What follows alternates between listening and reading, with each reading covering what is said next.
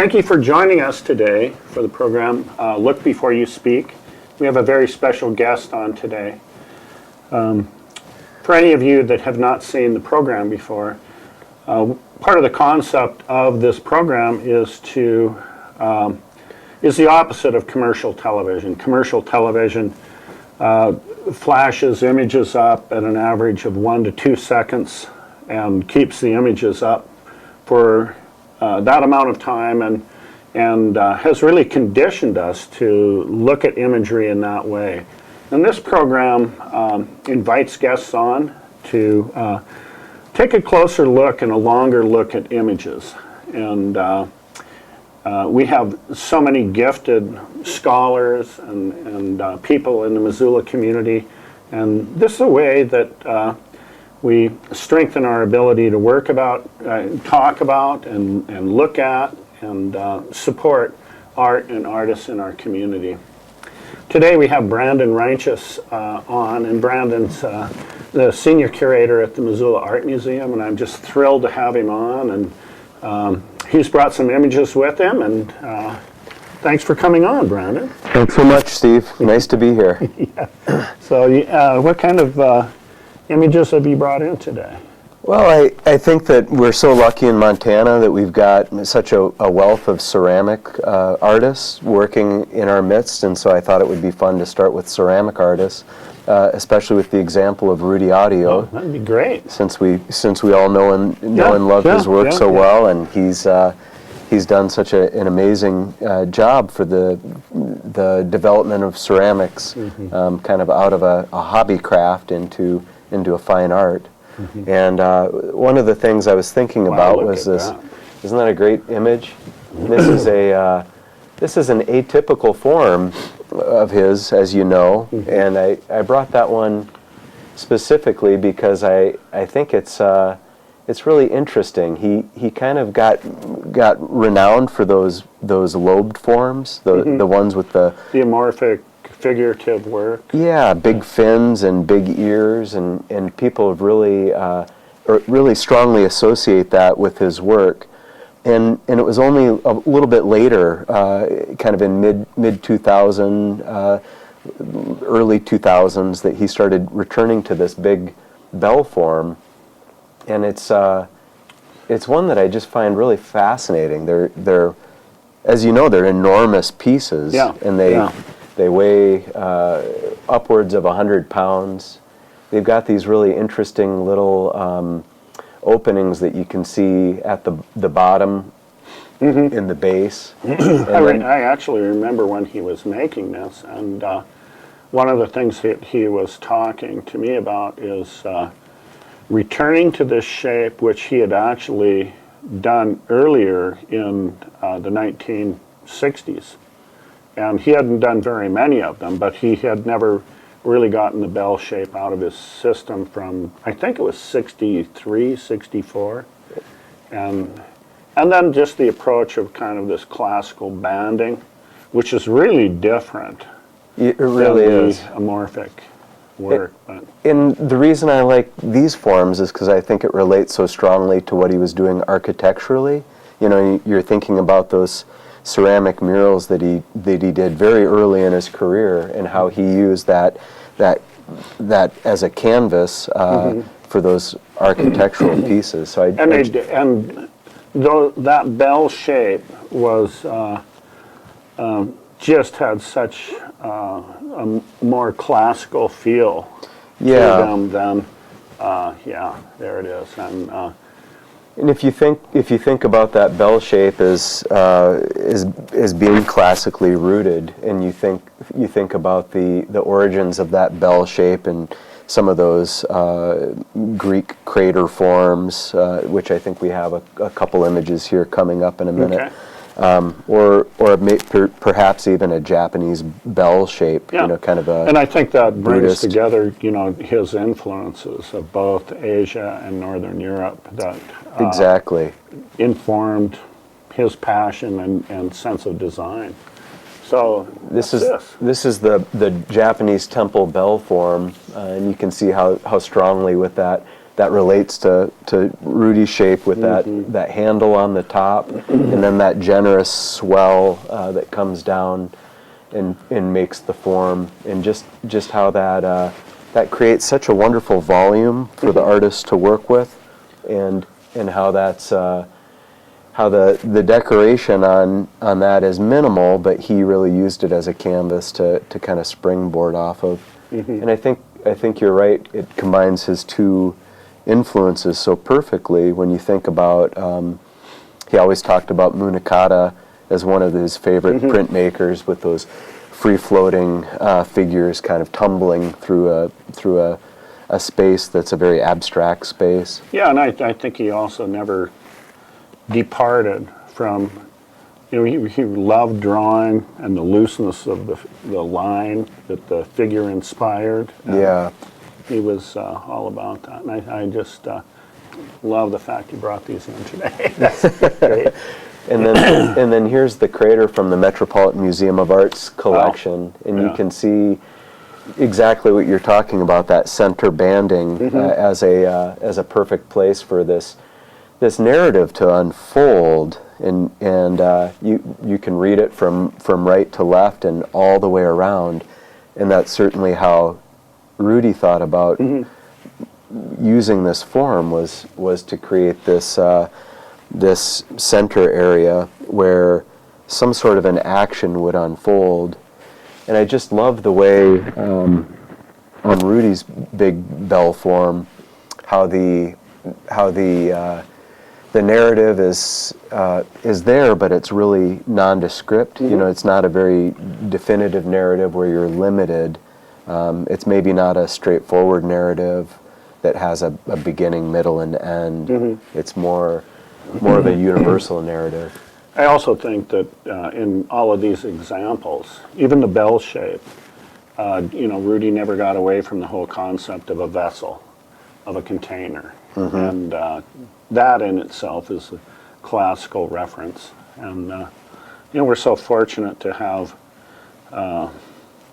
had him here in Montana, and just establishing, it's not necessarily a school, but certainly a freedom of approach in the ceramics community here.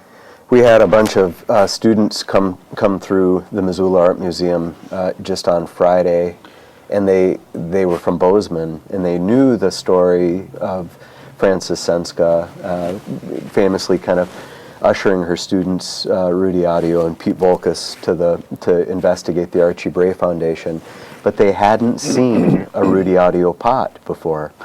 They had two kilns at the school that they've named Pete and Rudy. They named these kilns, and they were firing work, making ceramic work in these kilns, and they hadn't seen one. Oh, that's cool. And it was so fun to show them, one of these pieces, this kind of homespun art that's so powerful and evocative. And it's a big part of our history and our story.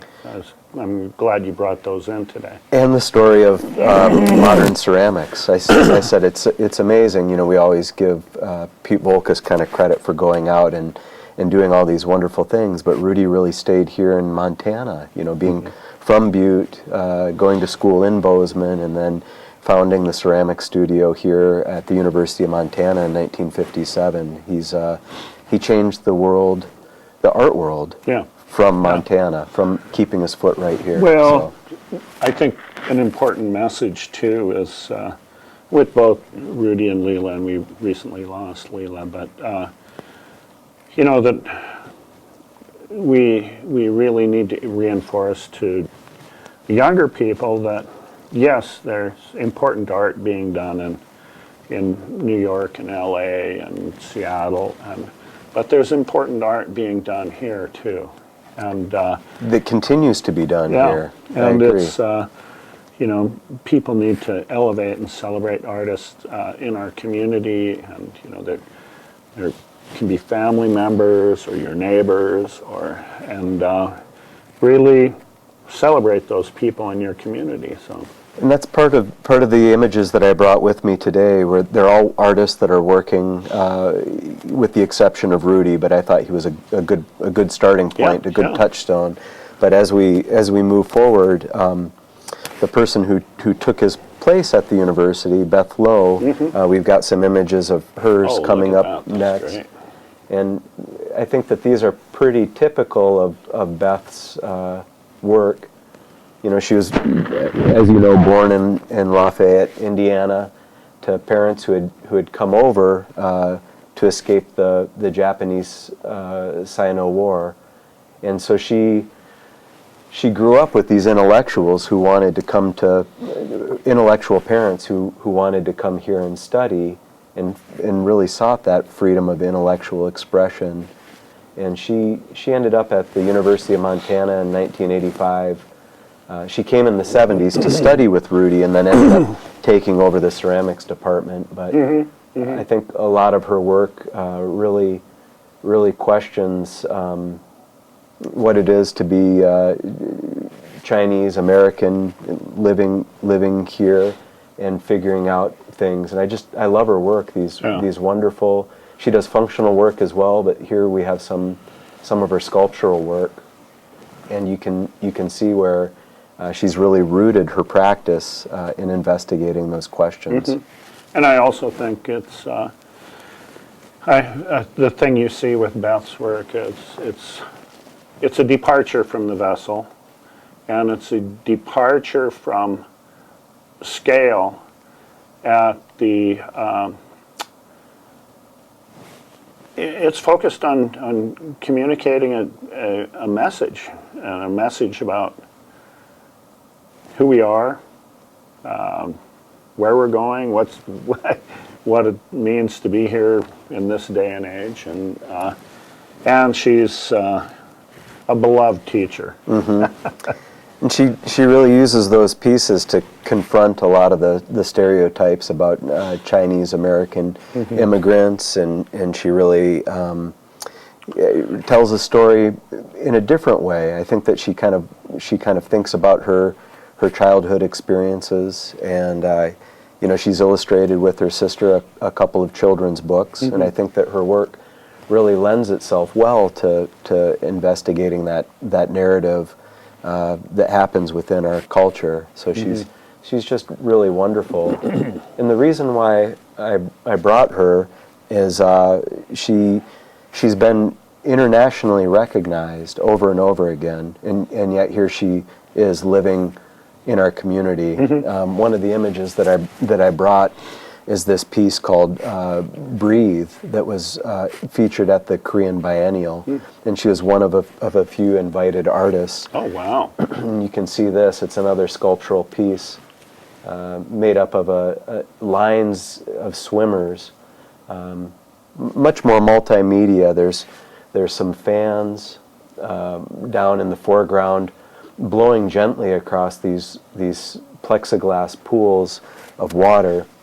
And here you can see the swimmers doing the backstroke and the breaststroke, and lined up, kind of receding into some distant horizon there. And on each of the figures, there's a small gold luster bubble of breath that captures that each of the swimmers' breath. And where was this installed? This was in Korea, so it was an invitational piece, and she made it here in her studio up the Rattlesnake, and then flew over to install it. And it's the big Korean ceramics biennial, and so she was the featured artist there. And it's really a remarkable accomplishment for an artist living in our communities to have an accolade of that stature bestowed upon her.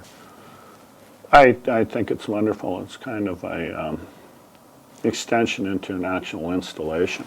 Yeah. All of these elements into. That's when I like her work the best. I mean, I love her functional work when you have this beautiful little cup, or we've got a pair of little salt and pepper shakers that I just think are fantastic.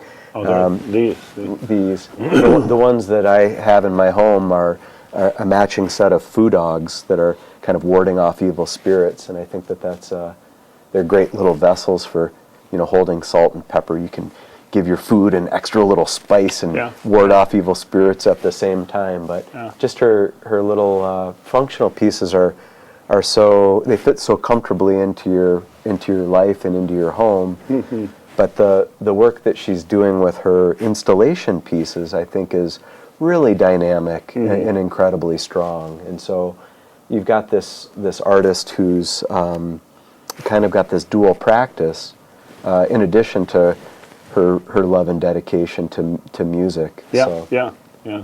she's just really an engaging, multifaceted artist who's, I think, at the height of her career and in the height of her powers, and the work that she's doing now is more exciting than ever before. Yeah, I think when I look at the glazing and color on those pieces, I see a little bit of influence of Rudy on her. So Where it doesn't necessarily follow the form, you Yeah. kind of have these wonderful modernist colorations that appear. and also the love of this line that defines the figure, and the actual form that she's drawing on kind of suggests a figure, but not really a figure. So it's kind of You're right. She's got her foot in that complex three-dimensional Yeah, drawing. yeah. So, yeah, pretty fantastic. So what else you bring? Beyond that, let's see what the next image is. We've got this piece by Oh, wow. Yeah. Chris Dufala, and he's also at the university right now. He's been in Montana and did a residency at the Archie Bray Foundation. And this is ceramic. This is ceramic, yeah. And if we move up close, you'll see the wonderful combination of textures and surfaces sure. that Look at that. he does. And it's a piece called Withering, and he's right now at the University of Montana as Trey Hill's sabbatical replacement, but I think he was first introduced to Missoula through a residency at the Clay Studio of Missoula, which That's has right, yeah. done just an enormously wonderful job bringing artists into And this the is ceramic community. as well, right? It is, and he falls within that that category of trompe-l'oeil ceramics. And you think about Paul Dressang or Richard Shaw or Marilyn Levine. Vernon Patrick, I don't know if you're familiar with him, but Yeah, he was the one doing the paper bags. yep, that are just wonderful. Yeah, and that's really cool. That's really cool. The thing that I think about Chris's work that I think is really interesting is that he doesn't, he's never there just to fool you. Like you don't look at that sculpture and think, this is wood and this is metal. You know that something's not quite right, and you always know that the way that the metal is warped, or sometimes it has stress cracks from being made when it's ceramic. You always know somehow that it is ceramic, despite the presence of a wood grain or some sort of metal riveting or things like that. I see a relationship in that particular piece, and in other pieces I've seen of Chris's, to maybe Rauschenberg, some of the way of putting different metaphors together and enjoying the accident when it happens. I think that they're incredibly complex. Yeah. You're right to bring Rauschenberg in. They're really wonderful studies in concept. He can draw just about anything. He's really rooted in drawing, and he grew up in southern New Jersey, right across from Chaddsford, Pennsylvania, which is, of course, is the wonderful heritage with the Wyeth family. And so you think about the example of N.C. Wyeth and his children, Jamie and Andrew, and just their ability to render everything and anything in such remarkable, hyper-realistic detail. And I think that was the a very early example for Chris, and he was really able to think about rendering Boy, that's and great. the power of those images. And so when you look at his sculptures, and sometimes you see these perfectly drawn fingers, or wonderfully emulated objects. That was the beginning. And the thing that I think is so strange about him is he uses those as signs and signifiers to combine with those three-dimensional objects to get that array of complex thinking and happy accident. And I think he's always limiting. He's never, when you see that work, he is never overdoing it. And oftentimes when somebody's just beginning, and I'm not saying Chris is just beginning, but artists who begin to put these things together, sometimes they have difficulty limiting the number of metaphors that they're putting together. And Chris, it's always just right. He always holds back a little bit to allow that mystery to develop, and you come with your own associations, and then you kind of develop that idea. I agree. I think it's this piece in particular is really remarkable. It was in the triennial exhibition at the Missoula Art Museum, and over the past several months I've come across, he's shown so many places, at the Brink here in Missoula, Frontier Space, the Archie Bray Foundation, and I've just really been thinking about his sculpture, and he uses monotype printing with underglaze, and he casts sections of his studio floor or other floors that he finds really enigmatic, and just puts these things together with slip casting, or not slip casting, I mean press molding, hand building, and some of that monotype along with the drawing. And I just think it makes for, it's such an unusual process, but it creates such a satisfying art object and experience for the viewer. Let's move to the next image, and what else do you bring in? Oh, wow. So this is a piece by Sandra Del Poggetto, and I've been thinking about her work as well. She's an artist that's living and working in Helena, Montana, and this is one of her American fork pieces. And these are really large-scale canvases that stretch close to 9 feet. You know, they're just really immersive experiences when you see them. And when she's thinking about these are the direct result of her experiences of walking in the landscape. And I love saying that because it's so unexpected and atypical. You know, you'd think, how did she arrive at these abstract paintings that are filled with mark making, and how is she thinking about, you know, the Montana landscape and moving through the landscape? But they're just really satisfying paintings, and I've really come to enjoy not just this series, but her whole approach as an artist. And she's been at it for a long time. Really a long time, and she's always thoughtful and really thinking about different ways to explore this. Really deliberate. Very deliberate. Yeah. That's a great way to put it. Yeah, and she works a lot with mixed media as well. Yeah, anything under the sun. When you look at these pieces, they're charcoal and oil paint and soft pastel, oil pastel, graphite. And you can't tell from these images on the screen, but oftentimes she pierces the canvas and pulls little bits of rawhide or buckskin through.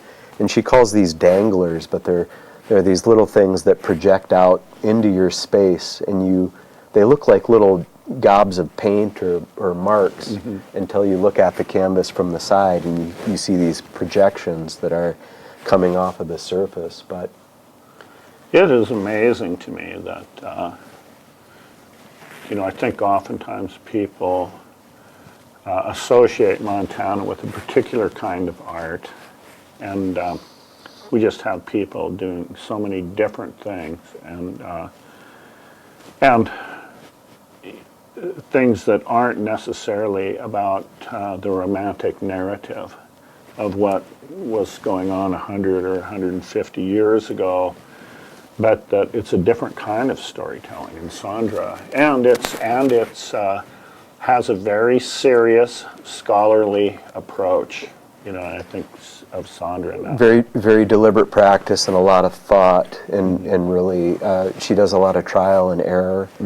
The reason I brought these paintings in is I had an experience recently that really reminded me of her work. And I walked up on the conservation easements north of Missoula, those really lush rolling meadows, and counted all the wildflowers that I could see here in April. I think I came up with 13 or 14 different wildflowers, and at one point it was right at dusk, and I sat down and I could hear meadowlarks sounding off, kind of sitting up on high things and calling.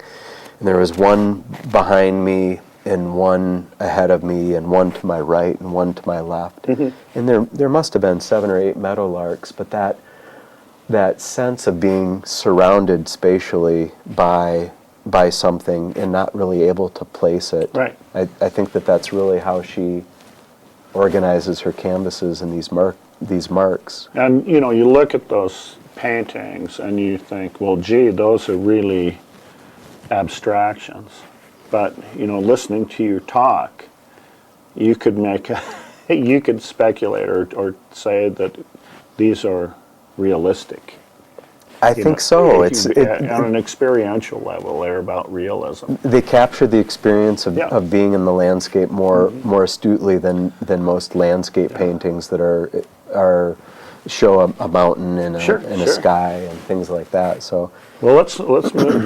You have more images? I brought a few more in. But Great. Oh wow! These are pieces by Willem Volkers, who we both know and love, and he's just an amazing artist. Originally from the Netherlands, he moved first to Seattle and then to Montana, quite early on, and he continues to practice just outside of Bozeman. And recently, I think that some of the work that he's done has just been really remarkable, and you can see that they're also kind of in between sculpture and painting, and he uses found objects. And they're very. I mean, he has a specific message that he's communicating too. Very, very message driven and very, very focused. Oftentimes, he uses neon, incorporates neon, but. John Kelsbeek and I drove to Portland to pick up some artwork and saw his installation at the Portland Art Museum where he received the Northwest Art Award. And it was so great to revisit his work there and to think about. And I was reminded of this project that he's been working on called In Memoriam, where he kind of came across the startling news that 166 of his classmates from the Montessori preschool in the Netherlands died in concentration camps, and most of them, the students that didn't make it through the war, were from earlier classes. I think they were classes in the early 1940s, where Willem didn't start until 1944. But that knowledge that these same children that he ended up going to school with ended up dying. And so you see a lot of his work is also about immigration, much in the way that Beth Lowe's work is. It's about him being here in America and coming across these kitschy objects and kind of confronting these myths of America. Yeah, and the suitcase is just representing the transientness of all of this turmoil that he had gone through. Yeah, this displacement and this sense of travel and relocation and all those things. I think they're great metaphors. Yeah, and of course, when you look at these things, they are very crisp, very attentive to detail. He's a stickler for details. That's and for sure. He is obsessive about edges. Yes. And that's really great. I mean, not all art is like that. So there's like a graphic feel to it. Yet, when you put all the things together, sometimes they feel serendipitous. Well, and I think they're more than the sum of their parts. Yeah. He's taking these paint by number paintings that are kind of the everyman approach to painting. You know, anybody with a painting kit could produce some of these, and finding these kitsch objects. But then when you add up all the little pieces of these experience of all together, they create this wonderful experience that's really visually and spatially satisfying. And I think the next image is an installation of the university gallery here in Missoula, where he worked with students to install this piece called In Memoriam. And these are the 166 suitcases that stand in for those students from his Montessori preschool. Right. And they've got each student's name written on them, as well as the place of their death and the date of their death. Willem at one time had told me that he actually had met Maria Montessori. Really? Yeah. Oh my God. And she had come to the school. And, you know, she had a very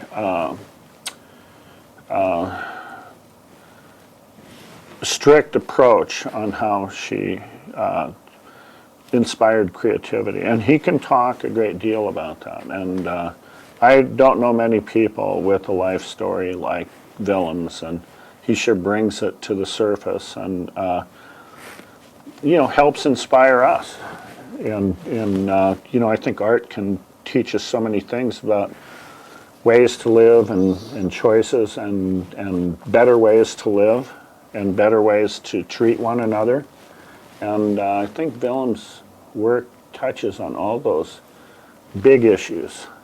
You know, even though you look at it and you think, well, just a suitcase, but it's a really powerful, he uses really powerful metaphors.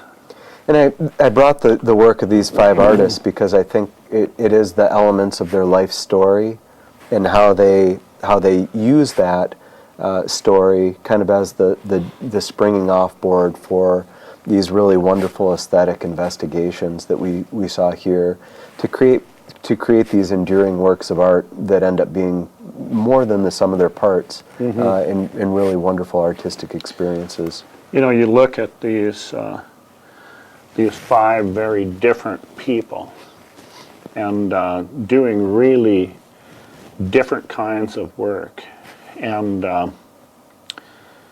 but it's contemporary, it's in our time, and you know, that's the wonderful thing about the time and place that we live, is that we have all of these gifted people around us, and none of them is going to bite your head off or anything. I mean, they're totally, because we live in Montana, these artists are accessible, other than, you know, Rudy and Leela both having left us recently. But artists are accessible, and they're part of the fabric of our culture and of our everyday life. And so we're very, very fortunate. And there's, as you know, there's lots and lots of artists in our community that are part of the community, part of the fabric. This is just a small smattering. Yeah, that's for sure. It's we're incredibly blessed with a communities across Montana that are really rich in artistic merit. There's just an enormous number of artists living and working across the state. You know, recently you and I were on a small panel talking about and discussing Jenny DeWeese, and you know, we also live in this place where I would say the early modernists of Montana, which would include Bob and Jenny DeWeese, and as well as Rudy and Leela. Yep. Left us a legacy of, you know, is the opposite of the dog-eat-dog, more competitive art world that may occur in more metropolitan areas. Yet all of them believed in the vitality of the work that was being done here, and celebrated it and traveled and were supportive of one another. And that's the legacy that they have left us, is be supportive of one another. I still think of Montana as artistic community as cooperative and grassroots. I think that even though it's changed so much since the early innovations that those folks inspired, the modernists, but you're right, they really paved the way for the state of contemporary art.